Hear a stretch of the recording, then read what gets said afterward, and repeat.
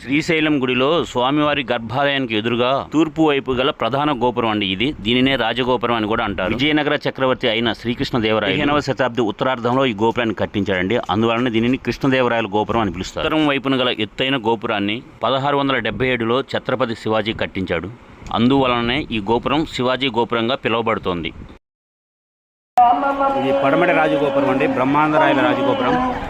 ఈ బ్రహ్మానందరాయ గోపురాన్ని 1966లో శ్రీశైల దేవస్థానం వారు కట్టించి దానికి ఆ పేరు పెట్టారు. ఇక 4వది దక్షిణ గాలి గోపురం. దీనిని 1405వ సంవత్సరంలో విజయనగర చక్రవర్తి అయిన 2వ హరిహర రాయలచే కట్టించబడినందున దీనిని హరిహర రాయల గోపురంగా పిలుస్తున్నారు.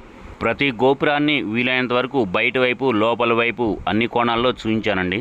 ఇక 4 గోపురాల మధ్యలో నిలబడి 4 గోపురాలని ఒకే వీలో చూపిస్తున్నాను చూడండి.